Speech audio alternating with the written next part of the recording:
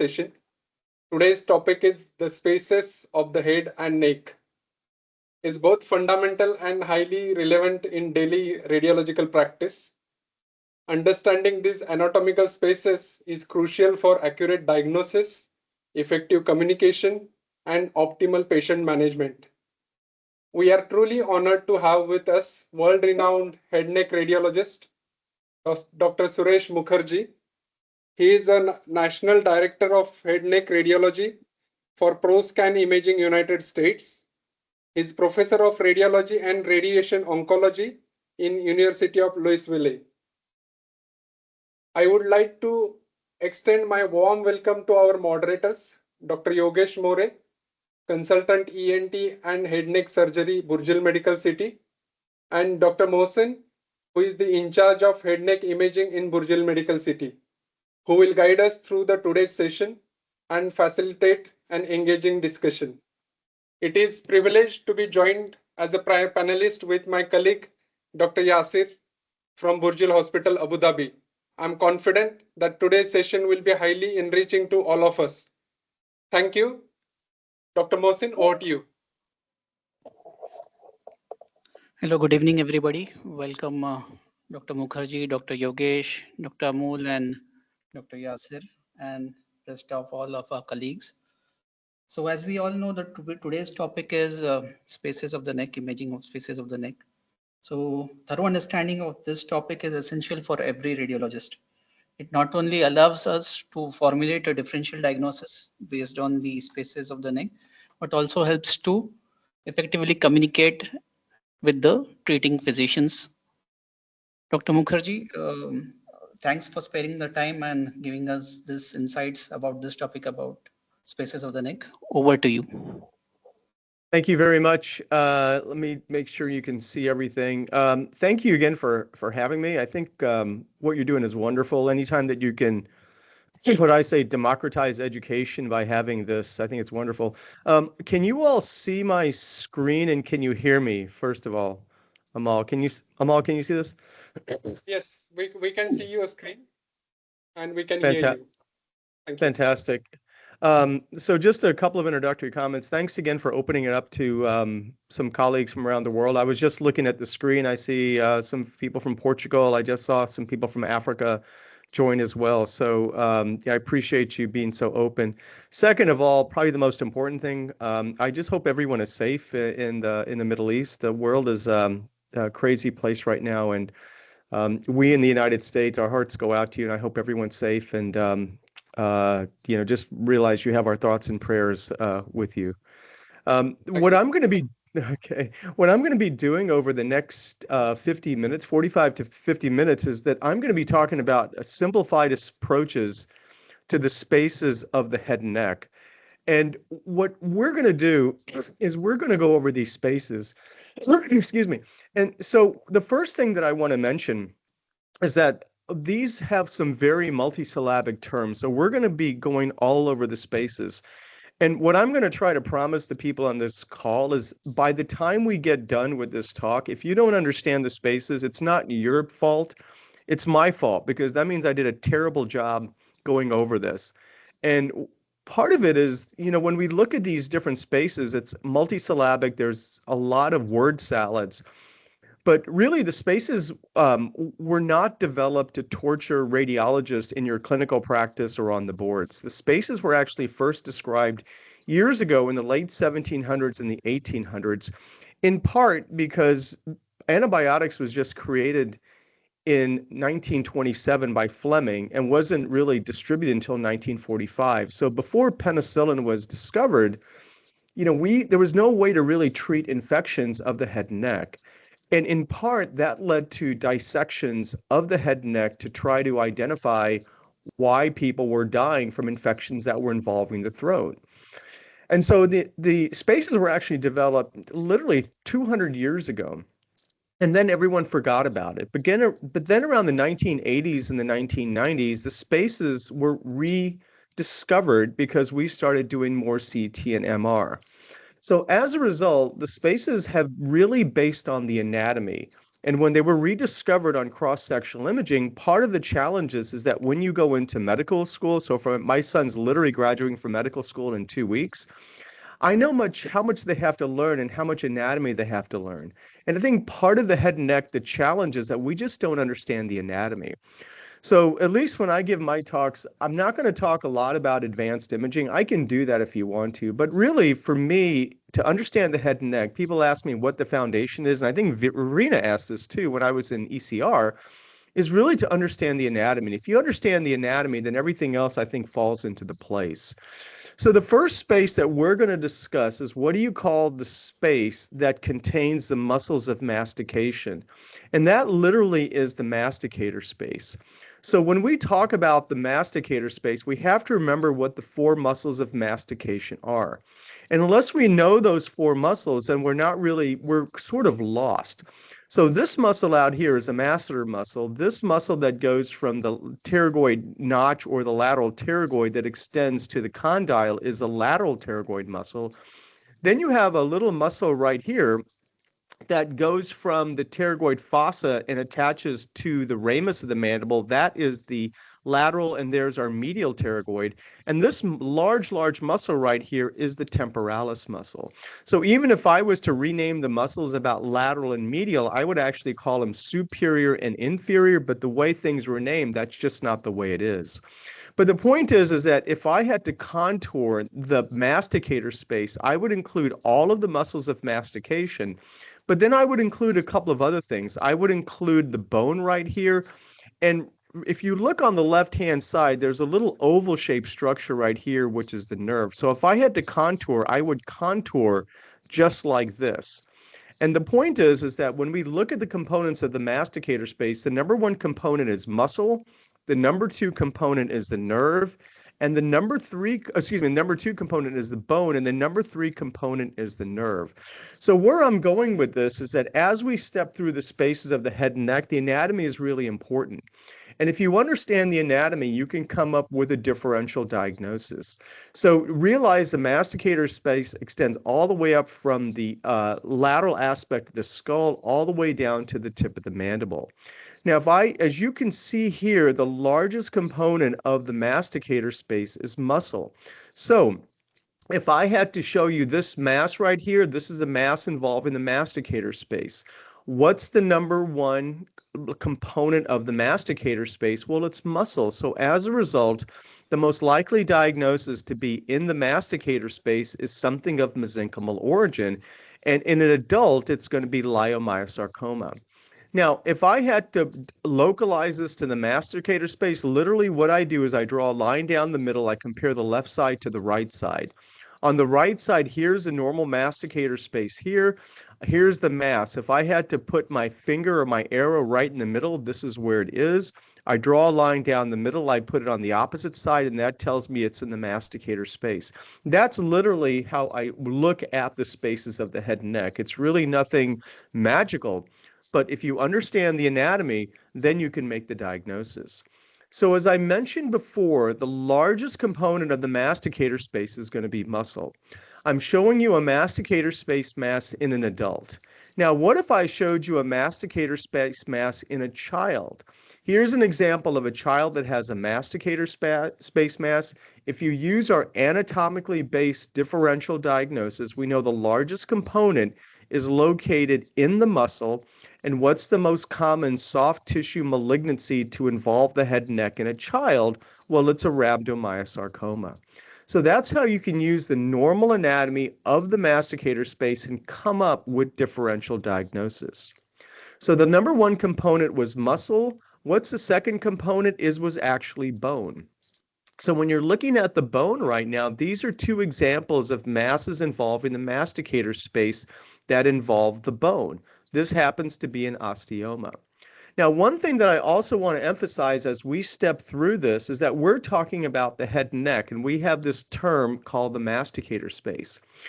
The vast majority of pathology that's going to involve the head and neck arises everywhere else in the body. So for instance, when I showed you this slide right here, and I showed you this example of muscle, bone, and nerve, you're probably getting jittery. Why? Because we're in the head and neck. But are there other structures in the body that contain muscle, bone, and nerve that radiologists are more familiar with? And the answer is obviously yes. The femur, the leg, so on and so forth. So the point is that 90% of the pathology that's going to involve the masticator space occurs everywhere else in the body. So when you're generating your differential diagnosis, one thing to help you indoctrinate into the head and neck is think of other structures that contain the same component of the body. So for instance, we know leiomyosarcomas can arise in other parts of the body. Why? Because it's muscle. Rhabdomyosarcomas can arise anywhere there's muscle in a child. And in this case, it's an osteoma.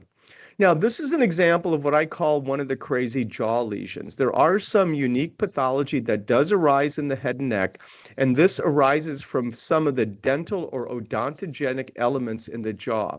So not everything is equivalent to other parts of the body, but rather we do have to be aware of some of what I call the crazy jaw lesions. I'm not going to get into too many of that. There's a separate talk on that, but this is an example of an amyloblastoma. Now, the third component of the masticator space that we sometimes forget about is that there is a nerve, and this nerve is the third division of the fifth cranial nerve. This nerve runs superiorly through foramen ovale and eventually extends above the skull base in the Gasserian ganglion. Now, I mentioned this before, is that when I looked at the pterygoid muscle, there's an oval-shaped structure right here. This is the third component of the masticator space.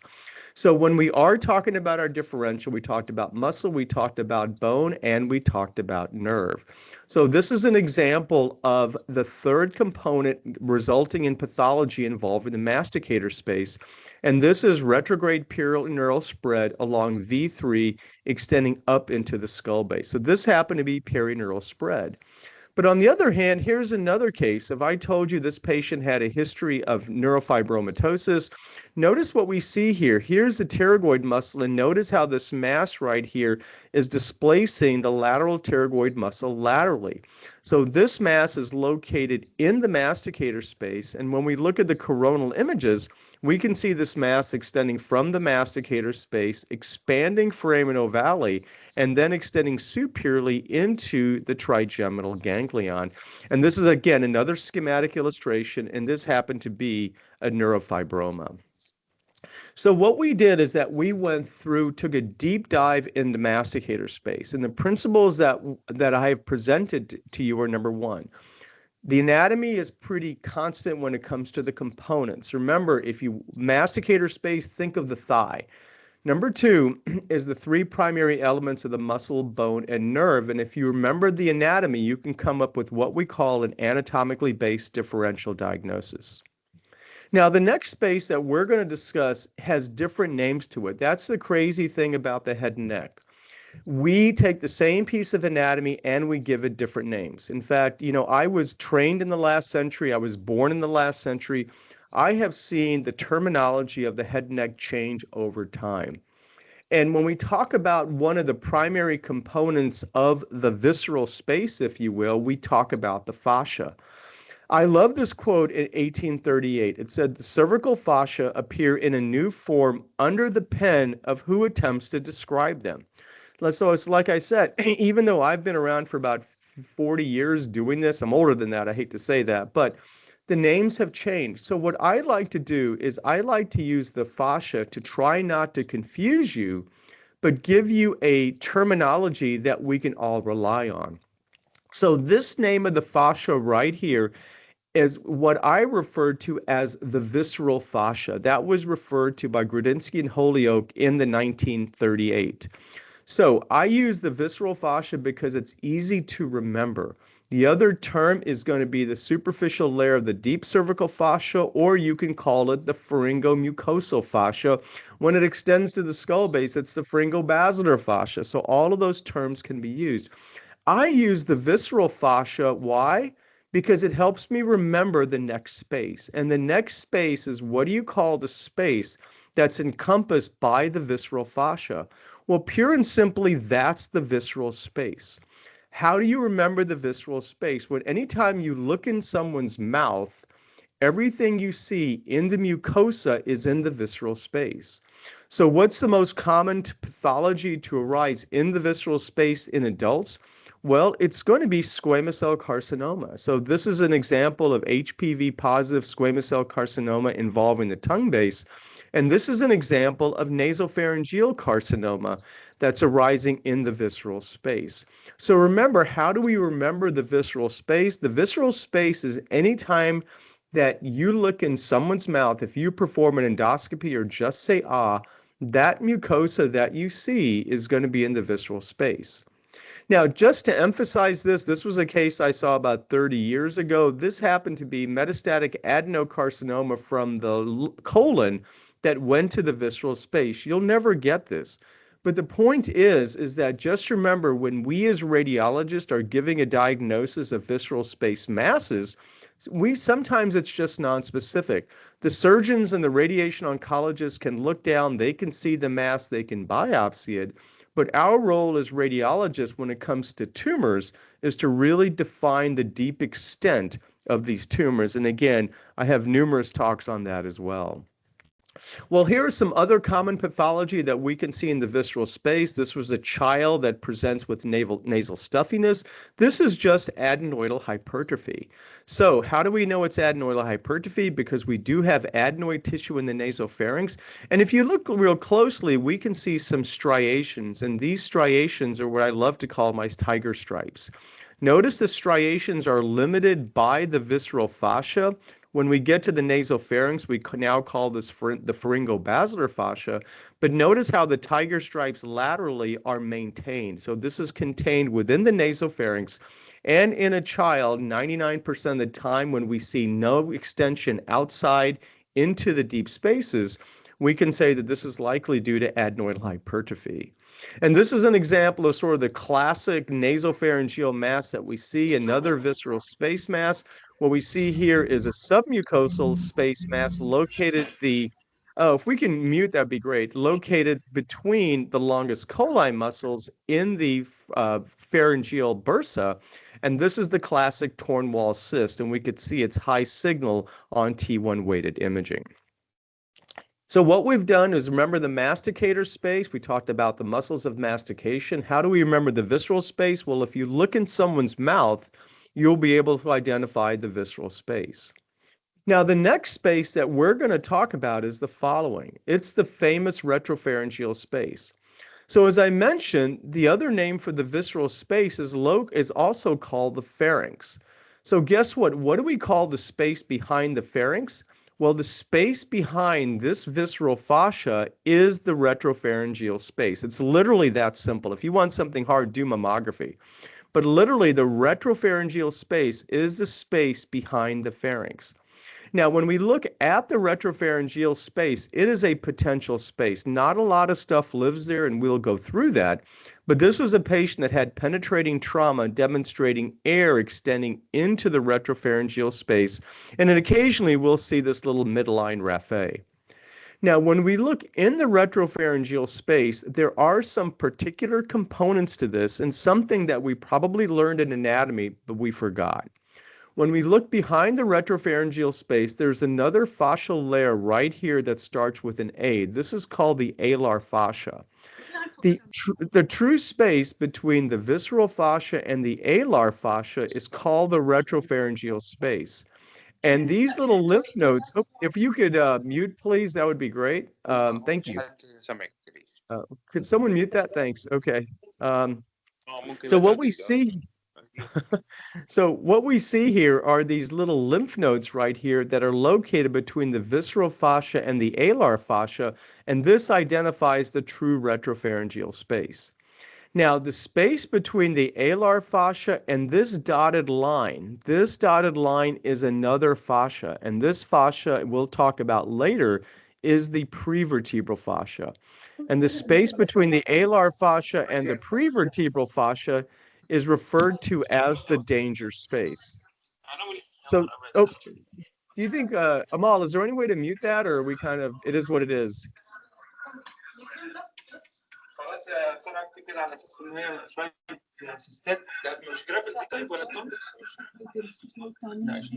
Is there any way to mute that or not? Let's see. Okay, got it? Perfect. Thank you. Sorry about that. Can you hear me okay, Amal, still? Yeah, we can hear you. Sorry for Okay. that. Yes. Thank you. Yes. No problem at all. You sort of get used to it. Um, So anyway, so this space right here between the alar fascia and the prevertebral fascia is referred to as the danger space, and we'll discuss that in a couple of slides. But this is just an example of something we commonly see. This happens to be an internal carotid artery that wanders into the retropharyngeal space. The reason why we actually did this case is because the pediatric ENT was concerned before he was going to do a tonsillectomy in this child because he saw a submucosal mass and he thought he saw it pulsating. So we ended up doing the CT scan just to confirm that this carotid artery was actually in the retropharyngeal space, and the pediatric ENT was comfortable doing the tonsillectomy on this child. Now, this is an example of a metastatic retropharyngeal lymph node. So when we look at the schematic illustration, there's a medial and a lateral group. So here's the retropharyngeal lymph node right here. Again, this is sort of our lymph node. There's no way our surgeons can palpate the retropharyngeal lymph node. So any patients that have a head and neck cancer, we specifically have to look for these retropharyngeal lymph nodes. So again, located in the retropharyngeal space, just medial to the internal carotid artery. And this is a child that presents with fever and throat pain. In the old days, Amal, when I was your age, a young guy like you, we used to call these retropharyngeal space abscesses. But around in the 1992 to 1994, when we started looking at this, we realized that this was not an abscess, but rather this is suppuration or pus involving a retropharyngeal lymph node. So why does that make a difference? It makes a difference because in the old days, we would drain these, and the ENTs would go in there, they would get maybe about a cc of pus. You know, they'd take the child to the operating room, anesthesia, and they wasn't really rewarding. But once we identified that this paramidline rounded fluid collection is actually a suppurative adenitis, then these patients, if the airway is stable, are now treated with broad spectrum antibiotics. So from a radiology standpoint, we really had to make a dramatic difference in how these patients are treated. Now, I talked earlier about the spaces, right? So I talked about this anterior space was the retropharyngeal space, and this orange area right here is the danger space.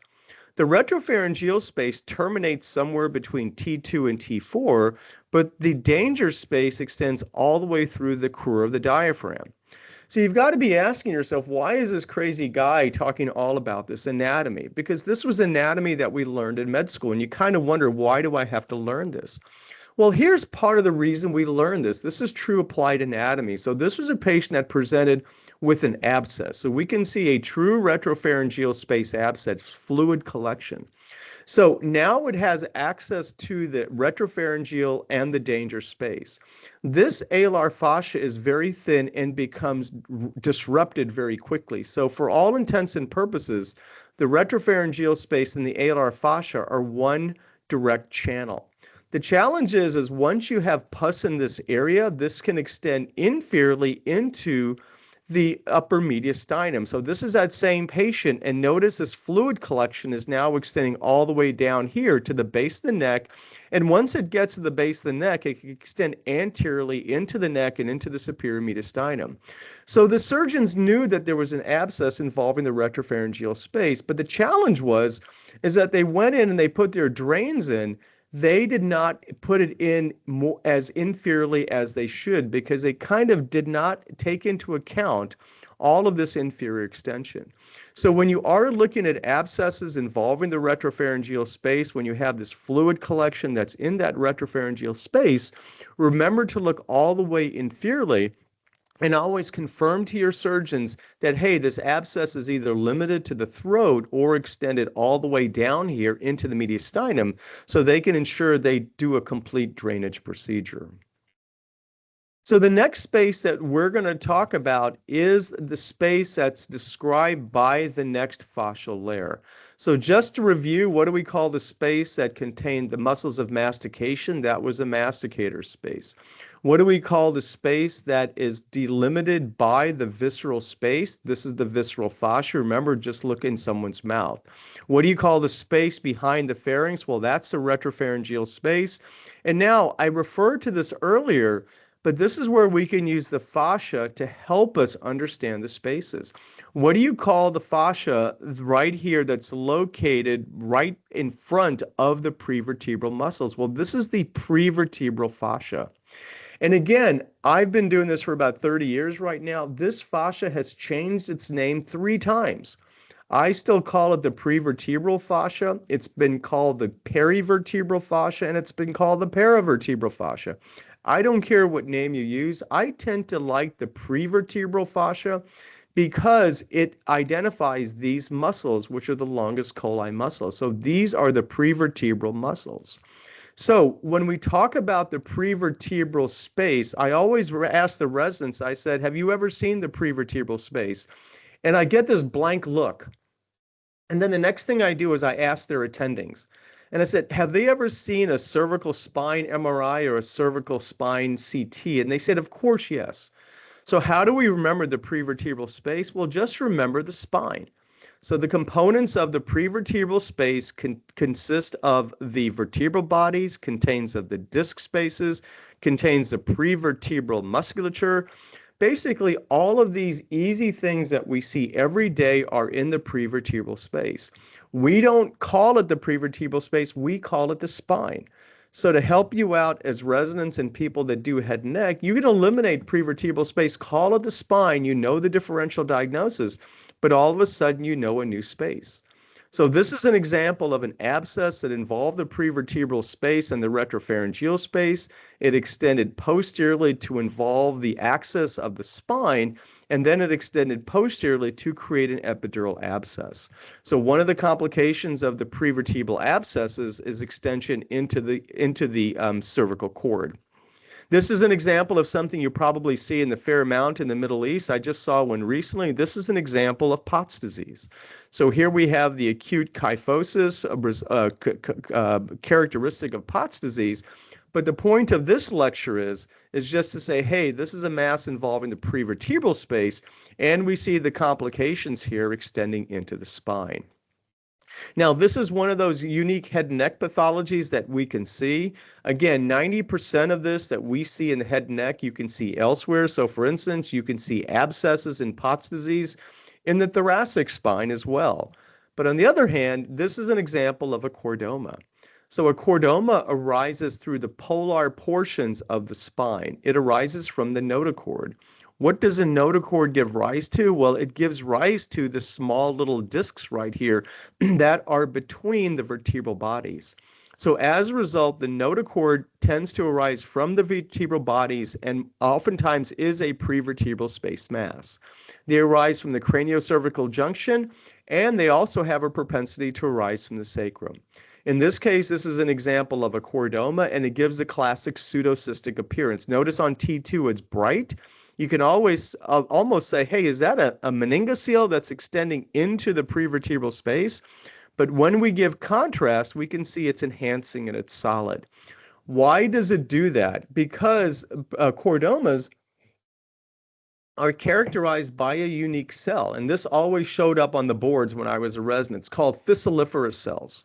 The reason what comprised of a fissiliferous cell is that they contain mucin, so it's high signal on T2, but then they enhance with contrast. So this gives you a pseudocystic, CYSTIC, appearance to it. And when you see this midline at the skull base involving the prevertebral space, then we can make the diagnosis of a chordoma.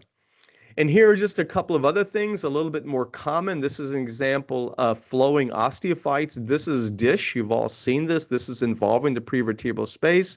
And this is an unusual diagnosis of a little bit of calcifications involving the prevertebral muscles. This is an example of calcific tendinitis. But again, I have lectures on all of these. In this particular case, the point is that I just want to emphasize that this is a prevertebral space mass, because notice how the calcification is adjusting to the contours of the prevertebral muscles. So The next space that we're going to talk about, again, it's pretty easy. I mean, head neck is pretty easy, right? What do you call the space that contains the parotid gland? Well, obviously, it's going to be the parotid space. So all of you are familiar with the parotid space. The parotid space has a superficial and a deep lobe, and the main nerve that's associated with the parotid space is the facial nerve. So this is an example to me, give my colleagues from Argentina. This is the main trunk of the facial nerve, and then we have the 5 branches of the facial nerve. This is the temporalis, this is the zygomatic, this is the buccal, this is the marginomandibular, and there's our deep cervical branch. So we can see all 5 branches. Now, this facial nerve, notice it's in a plane, and it divides the facial nerve into a superficial and a deep lobe. Now, the facial nerve we can't always see, but it's located just lateral to this vein right here. Now, take a guess. What do you call the vein that's located behind the mandible? Take a wild guess. That's the retromandibular vein. Again, all of this anatomy is easy if you understand it. So the vein behind the mandible is the retromandibular vein, and the facial nerve is just going to be lateral to it. This facial nerve divides the parotid gland into a superficial and a deep lobe. So when we are talking about the parotid space, this is an example of 2 common pathologies, the same pathologies, but from a surgical standpoint, what is important is that the surgeons can usually feel this mass right here, and they will biopsy it. It'll come back a pleomorphic adenoma. So pleomorphic adenomas are benign lesions. Oftentimes they're picked up incidentally, as was done here on a brain MR. But the point that I want to make is that this is located in the parotid gland. This deep portion of the pleomorphic adenoma is superficial to the facial nerve. And as a result, the type of surgery that's being performed is a superficial parotidectomy. So here we can actually see the branches of the facial nerve. If we, the radiologists, say it's in the superficial lobe, then this is the type of surgery that's performed. But on the other hand, in this case, notice that this is another pleomorphic adenoma. And notice how it's deep to the retromandibular vein and the facial nerve. So in this case, this pleomorphic adenoma involved the deep lobe of the parotid gland extended deeply and involved this space that's next to the pharynx, which is called the parapharyngeal space. We'll discuss that later. But when you do say that, then the type of surgery that is going to be performed or needs to be performed can either be a total parotidectomy, as was done here, but at least in the group that I work with, if I tell them that I'm dealing with a primary deep lobe mass and extends into the parapharyngeal space, our surgeons can either go intraoral or they can do through a cervical approach where they sort of go up and go through the submandibular space. So by saying that, we actually have directly affected the surgical approach to these tumors. And again, it's all predicated on us as the anatomy by knowing where the retromandibular vein is and where that facial nerve is and understanding the importance of preserving that facial nerve function. Well, what can happen here too is that you can have tumors involving the parotid gland. 9 times out of 10, not all the time, but 9 times out of 10, the surgeons know it's malignant. Why? Because it's involving the facial nerve and the patients will have a facial nerve palsy. But what they don't know is that once the facial nerve is out, these tumors can grow along the facial nerve along the descending portion. So if the tumor was just localized to the parotid gland, the surgeons can do a total parotidectomy. But if we tell them this tumor is growing up along the facial nerve, then the surgeons then have to make a decision. Do they drill out the facial nerve? If so, how much do they drill out? Or if it's really extensive, should these patients get treated with chemotherapy and radiation therapy? So this is an example here. Same patient, draw a line down the middle, compare the left side to the right side, and we can see this enhancement. And this is indicative of retrograde perineural spread along that facial nerve. So always remember that facial nerve with the parotid gland. Here's another example here, bilateral lesions involving the tail of the parotid gland. These are examples of Warthin's tumors. Remember, the parotid gland contains multiple lymph nodes. When you have these lymph nodes, they can develop into a Warthin's tumor, which is known as cystadenoma lymphomatosum. It arises from lymphoid tissue, And that lymphoid tissue can be found in the tail of the parotid gland. So that's why you could have Wharton's tumors be unilateral, multiple, or bilateral, because we have lymphoid tissue in the parotid gland. And one more example here, this patient was HIV positive. I trained in the HIV days, and this was a classical example of lymphoepithelial cysts. So these aren't tumors, but these are dilated lymphoepithelial cysts in patients that are HIV positive. Well, the next space that we're going to be discussing, and I kind of alluded to the fact, is what do you call the space that's next to the pharynx? So remember, we call the space that's behind the pharynx the retropharyngeal space. So what do we call the space here that's next to the pharynx? Well, pure and simply, that's the parapharyngeal space. So when we look at the parapharyngeal space, let's draw a line down the middle, compare the left side to the right side. On the right side, what we have here is the pterygoid muscle. Then we have this area of fat right here. Notice when we look at the left side, this mass is involving the left side of the face. But let's go back to our anatomy. How do we know that this is not involving the masticator space? Because look at the pterygoid muscle, it's being displaced laterally. If this was involving the masticator space and the muscles, it should be arising right into center. But rather, it's pushed laterally. So this tells you that it's laterally pushing the masseter muscle, or the masticator space. It's medially pushing the visceral space, and it's posteriorly pushing the prevertebral space. So this places it in the parapharyngeal space. So the most common tumor to arise in the parapharyngeal space is going to be a minor salivary gland tumor. This is one of those crazy head and neck tumors, and this is a pleomorphic adenoma. But here's an example here. Here's an example of a patient that has a left-sided tonsillar carcinoma. Let's look at the normal anatomy. There's the masticator space. Here's the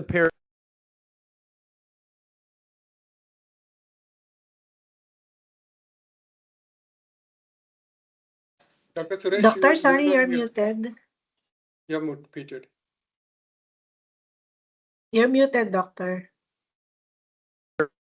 Oh, sorry about that. How about that? Is that better? Can you hear me now? Yes, doctor. Yes, Yes, doctor. yes. Thank you. Sorry about that. Are you still okay? Did you catch all of this? Is this okay still? Okay. Yes, absolutely. Okay, yeah. So if you look at geometry, notice how here this looks like a triangle, but look at the parapharyngeal space on the left. It's now turned into a rectangle, or if you're really good at geometry, a rhomboid. And the reason is that this tumor has extended laterally into the parapharyngeal space. So the most common tumor to involve the parapharyngeal space is going to be squamous cell carcinoma. Again, in this day and age, these are mostly HPV positive. And this is one of the things that we always have to discuss when we're trying to decide whether or not these HPV positive patients should be treated with TORS or they should be treated with some type of non-surgical organ preservation therapy. All right, so now we're going to talk about the next space. The next space is pure and simply, what do you call the space that contains the carotid artery? Well, that's just pure and simply the carotid space. So when we are looking at the carotid space contains the carotid artery, the internal jugular vein, various cranial nerves, and the lymph nodes, and a little nerve right here, which is called the sympathetic chain. But let me talk a little bit again about the difference in terminology, because this is where the confusion comes. The carotid space, all you have to do, remember the carotid space, is just remember where's the carotid space located? It's where the carotid artery is. But realize that there's a little bony structure right here that's called the styloid process. I talked about this space that was next to the pharynx. We just talked about it. That was the parapharyngeal space. The surgeons sometimes call this space that's anterior to the styloid process the pre-styloid parapharyngeal space. And if they say this is the pre-styloid parapharyngeal space, then they'll call this the post-styloid parapharyngeal space. But I have to admit now, with the newer surgeons that are trained with cross-sectional imaging, the terminology that we most commonly see is that this is the parapharyngeal space and this is the carotid space. So again, the components are the internal carotid artery, the internal jugular vein, cranial nerves, and various lymph nodes. All of these structures arise everywhere else in the body. This is not unique to the carotid space. There are a couple of pathologies that are unique, but you can see pathology like this anywhere. So this is an example of a carotid space mass. We have dilatation of the carotid artery. That's a carotid artery aneurysm. That's a carotid space mass. If you saw dilatation in the aneurysm, you can see this in the aorta. You can see it in the renal arteries. Anywhere there's an artery, you can see it. But this is just an example of a carotid artery aneurysm, a carotid space mass. This patient had an indwelling catheter involving the left internal jugular vein. Notice how the vein is dilated, it's enlarged. We can actually see a large thrombus, and we can see redirected collateral flow involving an anterior jugular vein. So this is an example of jugular vein thrombosis. This is a carotid space mass. There's no magic. Why? Because both of these are in the carotid space. Here's an example of a patient that presented with trauma, presented with a Horner syndrome. So now what we do is we draw a line down the middle, compare the right side to the left side. Here's a normal carotid artery on the right. We can see the normal lumen, but look on the left side. See that lumen is narrowed, and we can see this eccentric area of increased T1 signal. This is an example of the methemoglobin in a carotid artery dissection. And on the sagittal images here, we can see the carotid artery, and here we can see the narrowing. So this was another example of a dissection. Remember, the dissections tend to arise here right at the skull base. Why? Because more inferiorly in the neck, the carotid artery, if you will, has more give. It's surrounded by soft tissues.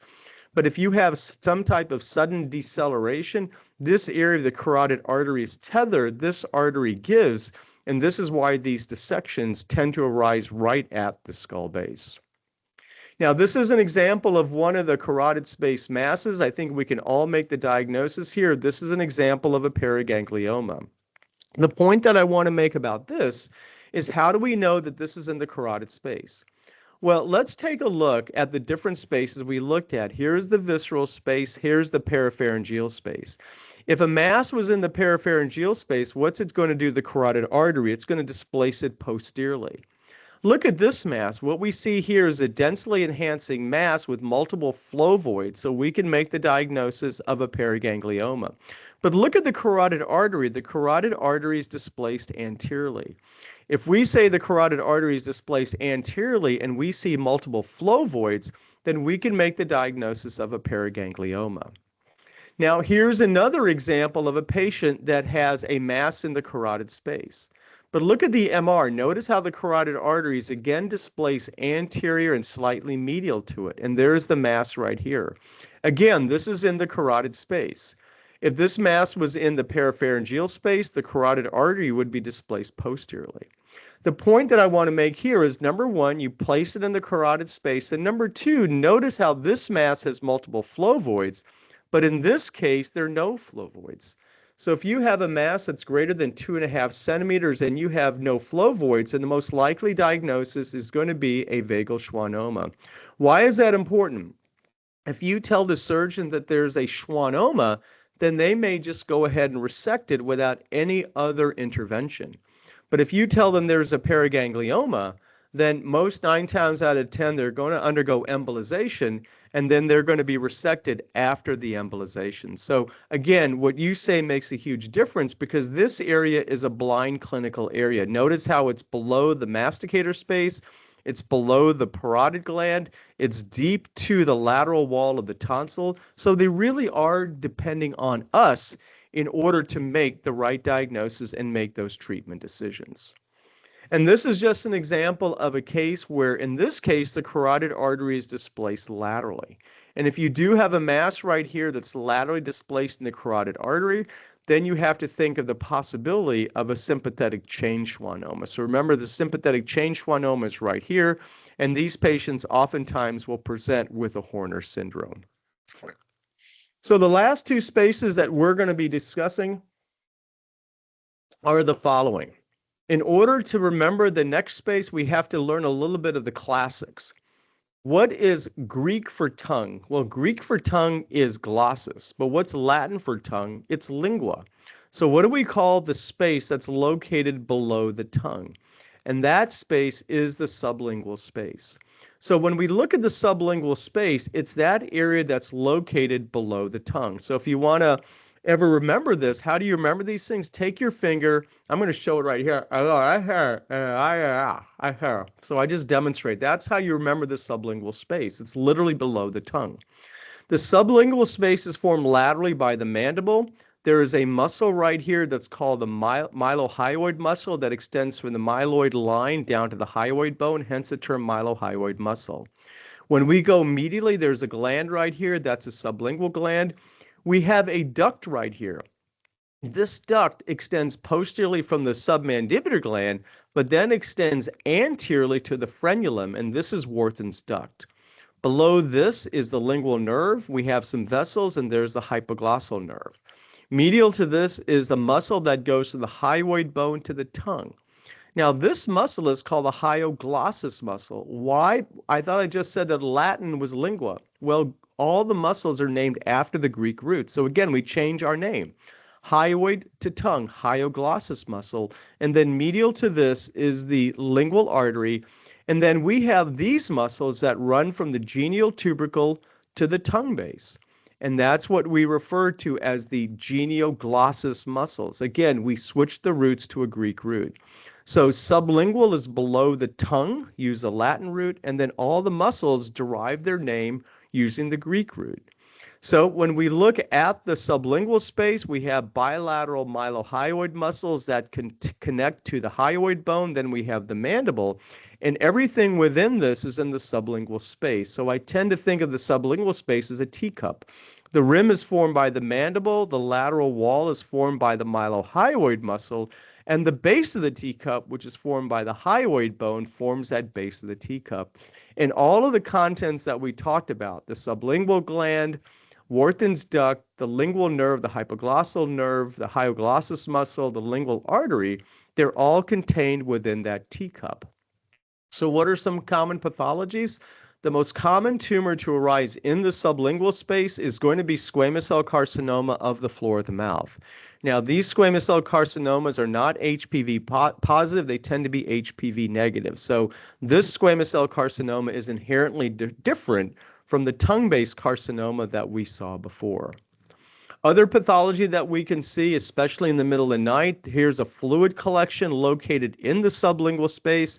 This patient had a fever, had a fluctuant floor mouth mass. This is a classical example of a sublingual space abscess, and when we look at the jaw, we can see sclerosis and periapical lucency, and you all know that sublingual space abscesses tend to arise from an odontogenic infection. Here's some example of cystic masses involving the floor of the mouth. This one is anterior and midline, so when you see it's anterior and midline, it's a classical example of an epidermoid. But in this case, we see a cystic mass that's located paramidline. Remember your anatomy. The lateral muscle is going to be the mylohyoid muscle. This is our sublingual gland. This muscle right here is what I showed before. It runs from the hyoid bone to the tongue base. It's the hyoglossus muscle. So notice how this mass is lateral to the hyoglossus muscle, medial to the mylohyoid muscle, and you can see with a leap of faith it's continuous with the sublingual gland, and this is an example of a ranula. So anterior and midline, think epidermoid. If it's paramidline involving the mouth, think of a ranula. And we all know that if you have a little cystic lesion located right here in the tongue base, then we have to think of a thyroglossal duct cyst, and these have a tendency to arise at the origin of the thyroid gland, which is at the level of the foramen cecum. But remember, that's in the tongue base and not in the floor of the mouth, and we're discussing the floor of the mouth. Well, the last space that we're going to talk about is, again, it's really, really hard to remember, right? What do you call the space that's located below the mandible? Well, that's pure and simply the submandibular space. So again, let's review the spaces. What do you call the space right here? This space right here was the masticator space. What do you call the space that's located when you open your mouth? Well, that's the visceral space. We just talked about the space right here, which is below the tongue. That's the sublingual space. And now what we're going to do is talk about this space right here that's located below the mandible and below the mylohyoid muscle, because everything above the mylohyoid was sublingual space. Well, what are some common pathologies that can involve the submandibular space?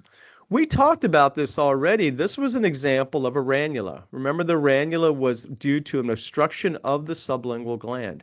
If the ranula is located above the mylohyoid muscle, it's referred to as a simple ranula.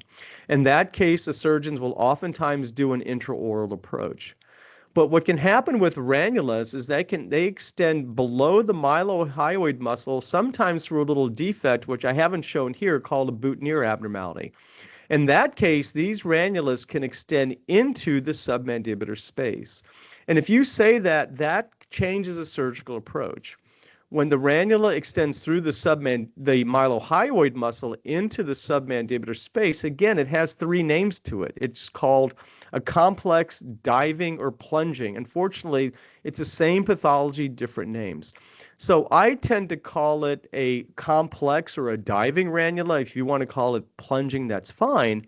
But where it makes a difference is that instead of the surgeons doing an intraoral approach, then they have to do a neck approach right here. And this is a cervical approach to resect that ranula. So by mentioning that, you've completely changed how these patients are treated.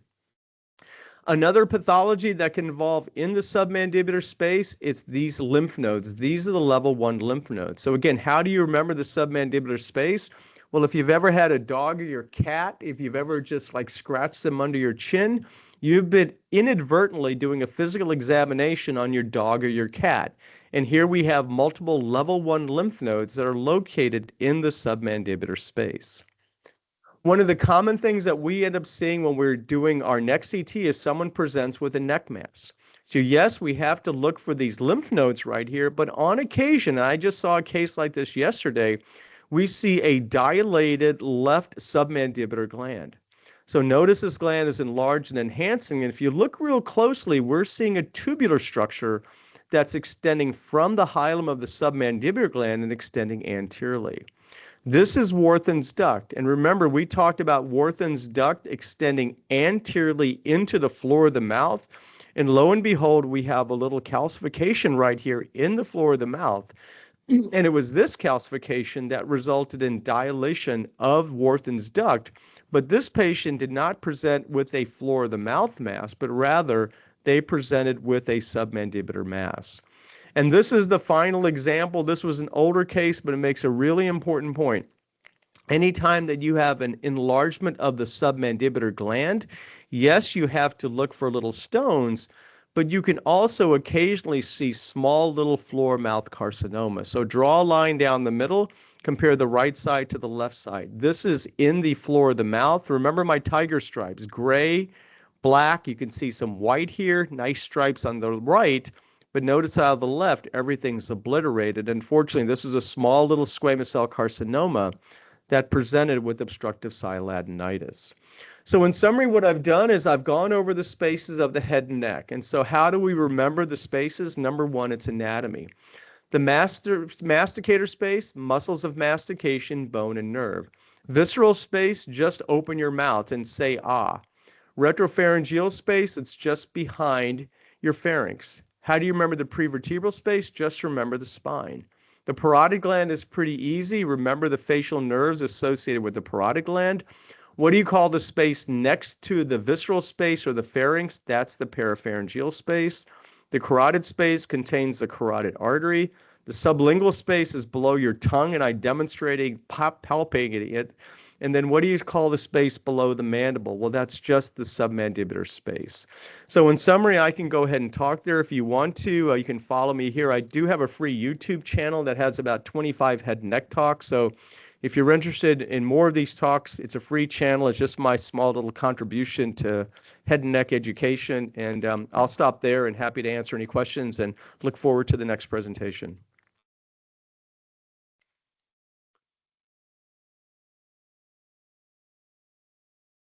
Thank you, Dr. Suresh, for this valued lecture with impressive images and simple approach for the neck spaces. Now we are going to give the time to Dr. Yogesh, consultant ENT surgeon and director of thyroid surgery in Virgil Holdings, to giving us his input from the surgical aspect of view. Can you hear me? Yes, Dr. Yogesh. Yeah, Dr. Suresh, this was really fantastic. And, as a surgeon, I always believe that, we need to be good friends with our radiologists. I've been very fortunate. We have a fantastic team in BMC. The two most important things for a surgeon are my radiologists need to tell me where the pathology is. That's number one. And then the number two is what is the safest way that I can remove it, or the safest way that I can remove it completely. Uh, the two clinical scenarios which really puts us on a spot is thyroid carcinoma. We all know that this is the most common head and neck tumors nowadays, especially in the developed world. It's one of the most cancers with rising incidence. These are very notorious because they always come back with a recurrence in the lymph nodes. And these are tiny nodes which I really need a good radiologist to tell me exactly where it is. There are 300 lymph nodes in the neck. Not even the best surgeon in the world can remove all 300 of them. And they will come back after 10 years, 15 years. And then you have to exactly go back and remove that. So that's extremely important. The other thing about you mentioned about the submandibular area. The one specific thing where recurrence or treatment failure happens is in the perifacial nodes. So I always keenly look with my radiologist where the facial artery kind of winds around the mandible. And these perifacial nodes are the ones where the tumor recurs, because these are not the area where surgeon or they go very diligently because of the marginal mandibular nerve. And these are the places where tumor recurrence and treatment failure happens. So that's extremely important. Uh, Also, a comment regarding the parapharyngeal space, because that helps us with the approach. We quite frequently prefer the intraoral approach, but again, we really need to know where the carotid is so that we can safely get it out of the way. But yes, those are my clinical comments. And again, for thyroid cancers, it's very important to know exactly where the node is located, because thyroid cancer is not going to kill the patient. It's only just going to cause more morbidity. So as a surgeon, we should be careful not to do more harm than what the patient is already is. So again, it's extremely important. I mean, this was a fantastic lecture. Thank you so much. Thank you for your comments. I do have, years ago, we did write a paper on the facial lymph nodes. I think they're now, sometimes they're called perifacial lymph nodes. So I'm trying to put it in the chat in case you're interested. If not, I can send it to Amal, and then he can send it out as well too, if you are interested in the normal location and the appearance of the facial lymph nodes. Rouvier described 5 of those, and so we do have a diagram on that if you're interested. Sure. Dr. Amol, I just want, if you have time, I'll just quickly discuss parathyroid with Dr. Suresh. Is that okay? Yeah, please go on. So, We that can. is another tricky Yes, thing Dr. for Yogesh. us. Yeah, And you can. parathyroid is like a very, very easy case for a surgeon as long as you can locate it. And I think in parathyroid surgery, it's the radiologist who's more important. So many times we have ended up in cases which they say it's a parathyroid, we end up either it's a high uptake lymph node or something. So again, I just want your comments on the challenging scenarios for parathyroid, especially for revision parathyroid surgery, because when somebody has missed so many times, and if you look at the archives of your alma mater, the Harvard Institute, there's a long story from 1930s about Charles Martel and how they missed parathyroids in the neck and they ended up in the mediastinum. So just wanted your comments on this. Yeah, I was hoping I could get through without having to discuss that, because it's a very it's a very challenging area. In fact, we just had a journal club on this about 6 months ago because it was still very at times very confusing. So I know we're getting close to time, but I'll try to be concise. There are several challenges that runs with recurrent parathyroids. Number one is that we all have to remember the embryology. They arise from the ultimobranchial body, and the third and the fourth. The thirds go below and the fourth goes above.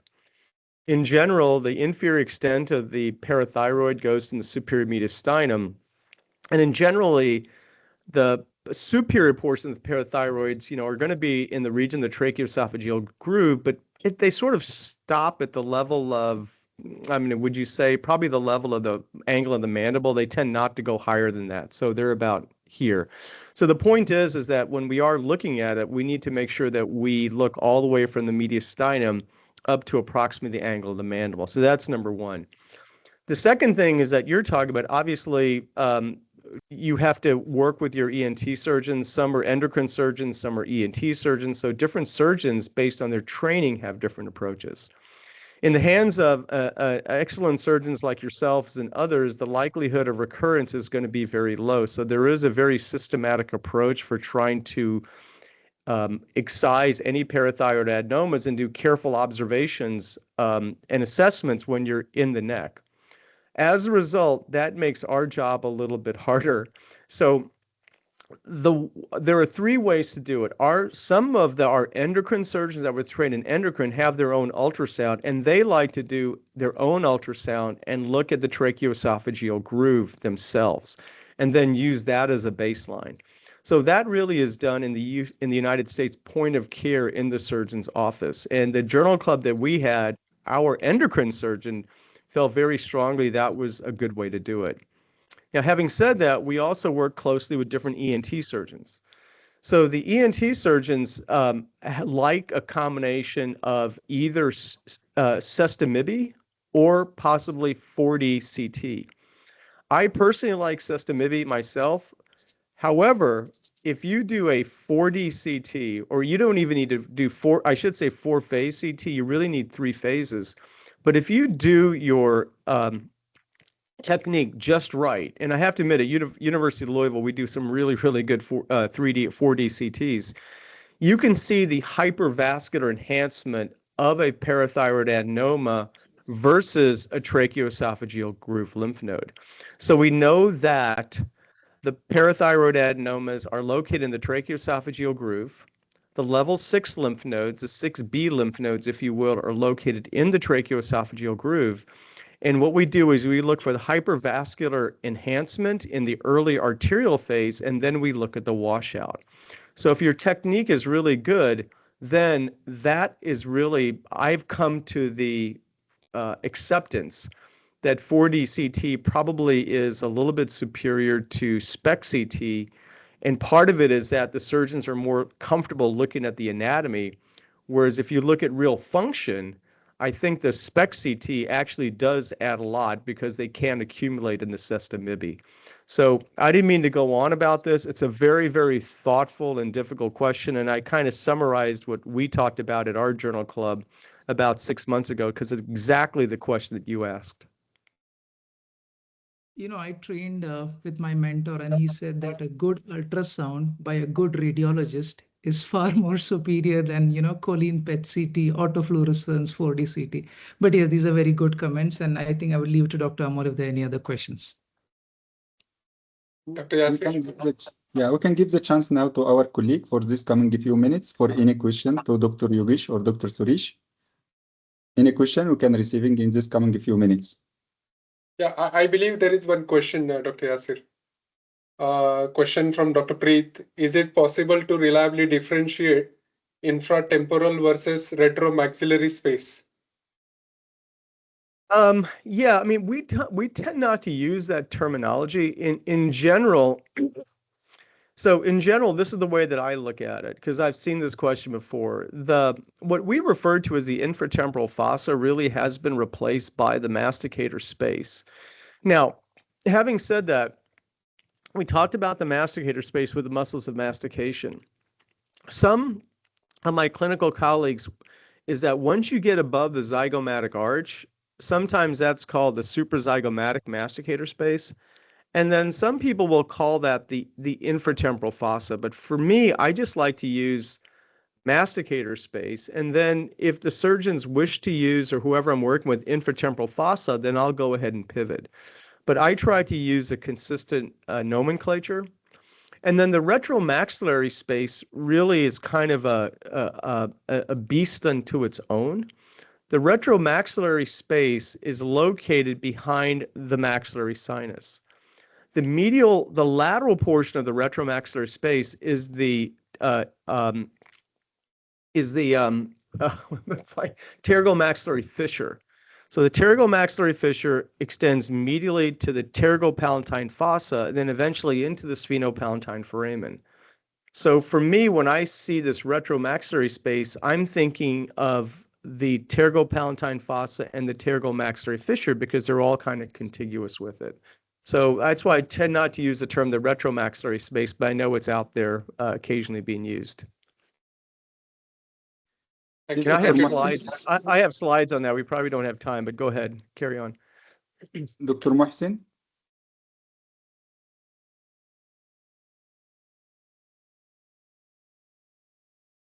Just type in the chats. I wanted to ask Dr. Suresh, many times we see a prominent posterior nasopharyngeal soft tissue in middle-aged patients scanned for some sinuses or stuff like that.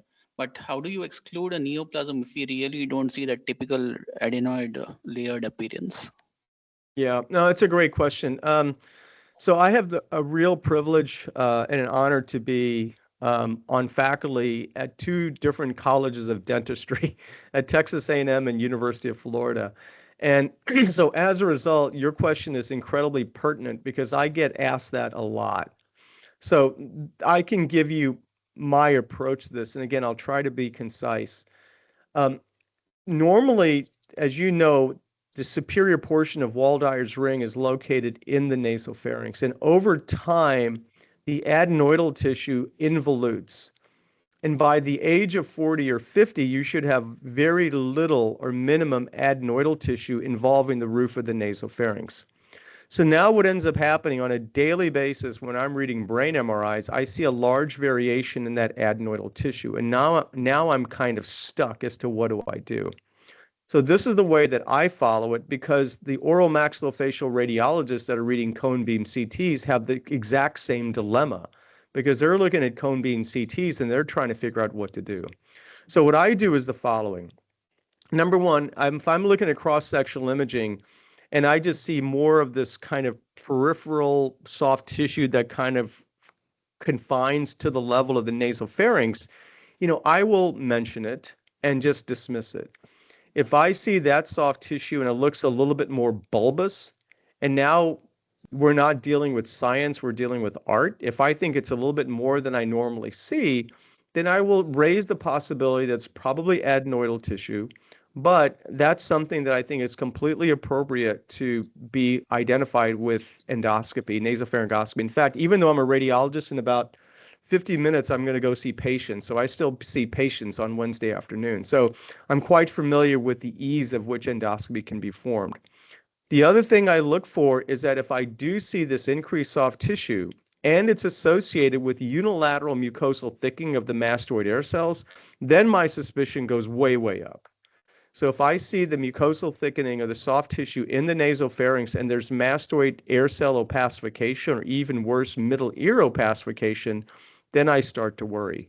And then the final two things I worry about is that if it extends outside of the visceral fascia into the parapharyngeal space, or if there's any hint of bone erosion, then those are the things that I really, really get worried about. So that's kind of the spectrum that I see on a daily basis. It's a great question, and that's just my opinion is how I approach it. Thank you. Thank you for your insight. Yeah, Dr. Suresh, can I come in? Sure. Yeah.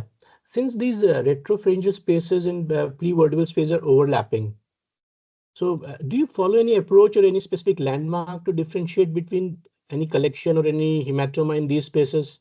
And why from a radiologist point and clinical point, it's important for radiologists to distinguish between them? Do you have specific, to make any differentiation on your personal experience? Yeah, no, it's a great question. I think if it's a fantastic question, and it really comes in when I'm looking at hypopharyngeal carcinomas, where we're trying to decide whether or not the prevertebral fascia has been invaded and extending into the prevertebral muscles. That's the real practical aspect of it. But in general, if I see, most commonly, I'm looking at the retropharyngeal space in a day-to-day practice to look for edema and also to look for abscesses. So if I see the fluid collection and the prevertebral muscle looks like it's completely normal, I can't really see reliably the prevertebral fascia. So what I look for is that the abnormality that I'm seeing in that area is limited to the retropharyngeal space, and there's no involvement of the prevertebral muscles. So that's my threshold. If all of a sudden I cannot see the prevertebral muscles and it becomes obliterated, or if I do an MR, then I see an abnormality involving the prevertebral muscles, then I start worrying about prevertebral space involvement. But 9 times out of 10, if I'm looking at quote unquote soft tissues of the neck, the pathology is going to be in the retropharyngeal space. If I'm looking at a cervical spine CT or a cervical spine MR, then obviously the prevertebral muscle and the prevertebral space is going to be involved more commonly. But again, that's kind of my approach. Thank you.